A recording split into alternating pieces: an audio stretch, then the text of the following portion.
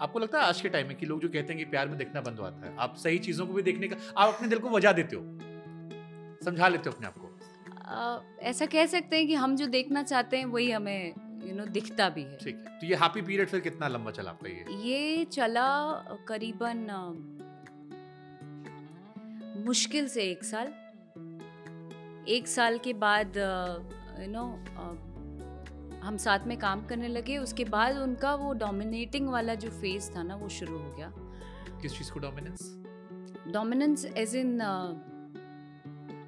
मैं रोज उनके जगने से पहले अपने घर पर झूठ बोल के जाती थी कि मैं जॉगिंग करने जा रही हूँ, मैं जिम जा रही हूँ, और मैं उनके सुबह उठने का वेट करती थी घर के बाहर। उनको उठाती थी, उनका सारा काम करती थी, उनको खाना बना के खिलाती थी। एक एक चीज़ जो एक औरत करती है वो सब करती थी। उसके बाद मुझे ऐसा लगता था ये मेरी ड्यूटी है। आपने मन में पति परमेश्वर सब बना लिया था, जो भी कह सकते हैं आप। उसके बाद फिर ऐसा होता है कि रात में पूरे दिन काम करते थे, रिकॉर्डिंग्स, गाना बजाना या शूट, वो ख़त्म करके रात में उनके सोने का इंतज़ार करती थी मैं कि वो सोएंगे, उसके बाद मैं चुपके से घर जाऊंगी और किसी को पता भी नहीं चलेगा, घर में भी नहीं पता चलेगा। एक डर था मेरे मन में कि घर में नहीं पता चलना चाहिए। मुझे ऐसा लगता था पेरेंट्स को नहीं पता चलना चाहिए। वो टाइम मैं इतनी एज में तो पहुंच चुकी थी कि सही गलत पता था, और मन में ऐसा लगता था कि ये कर रही हूँ मैं, ये गलत है। घर में अगर पता चला तो पेरेंट्स डांटेंगे। तो ये डर लेकर, छोटे शहर का जो आपके ग्रोन अप होता है, मेंटालिटी आती है, वो आपके मेंटालिटी वो मेरे जहन में थी। हाँ। और ये मेरा पर सिलसिला, मोहब्बत में दीवानगी इतनी ज्यादा थी कि आप बहते चले जा रहे थे। कुछ नजर नहीं आता था। हाँ, बट ज्यादातर लोग प्यार में ऐसे ही करते हैं। आप अकेले कहानी नहीं है उस टाइम, शायद हम सब ने, या जो लोग देख भी रहे होंगे, सब ने ऐसे किया होगा, छिप छिपा के माँ बाप से झूठ बोलना, जाना आना मिलना। आपको लगता है शायद यही जिंदगी, यही तो, हाँ यही जिंदगी लग रही थी। हाँ। और कट्टू ऐसा भी लगता था कि यार एक टाइम ऐसा आएगा जब मैं समझा लूंगी, मतलब जब फेस करना रहेगा घर में तो मैं कर लूंगी, स्टैंड ले लूंगी इस इंसान के लिए। हाँ स्टैंड ले लूंगी, बता दूंगी। एंड जो भी चीजें कास्ट होती वास्ट भी सेम है, इंटरकास्ट का इशू नहीं है। आई मीन कास्ट वास्ट को मैंने कभी प्रायोरिटी पे रखा नहीं। मुझे ऐसा लगता है कि मैं एक इंसान हूँ। मुझे करीबन क्लास 10 तक पता नहीं था कि मैं कौन सी जात हूँ।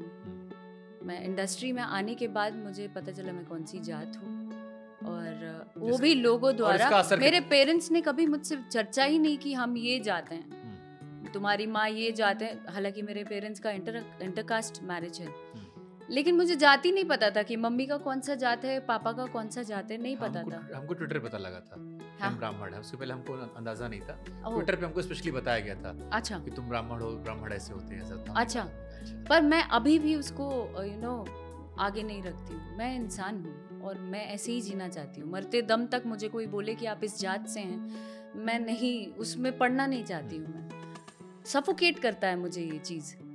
और उसके बाद तो ये जो पीरियड आपका चल रहा था जिसमें आप खाना बना रहे थे, साथ में शूट कर रहे थे, फिल्में आ रही थी, शाम को ड्रॉप कर रहे थे, सुला के लौट रहे थे, सुबह अच्छे बच्चे की तरह उठा रहे थे, सब अच्छा था या इसमें भी कुछ आपकी नजर में था जो आपको दिखाई नहीं पड़ा, जो बाद में शायद दिखा?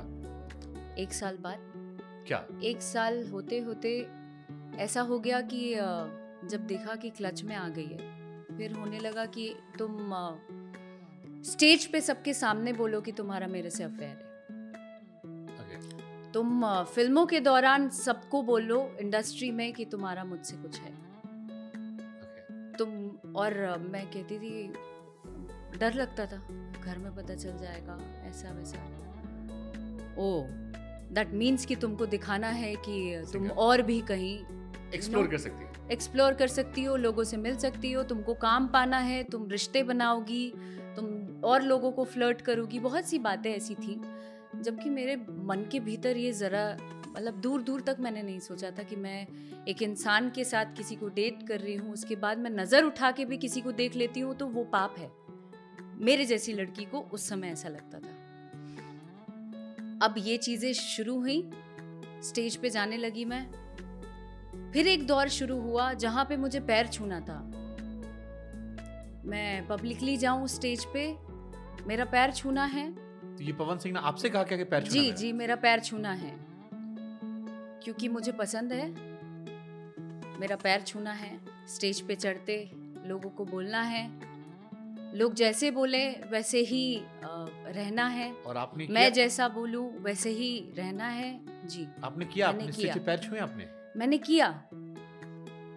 किया और बहुत सी चीज़ें ऐसी हुई हैं जिन बातों को मैं एकदम क्लियर अपने थोड़ा टाइम लेके बोलूँगी, लेकिन एक एक बात मैं बताना चाहती हूँ, अपने लिए नहीं, उन सारी लड़कियों के लिए जो ये फेस करती हैं और चुप रहती हैं, और कई कर भी रही हूँ, और कई कर भी रही हैं, और उसके बाद उसका एंड रिजल्ट ये होता है कि वो मर जाती हैं कि लोग क्या कहेंगे, मेरे पेरेंट्स क्या कहेंगे, लोग जज करेंगे, वो लड़का क्या कहेगा।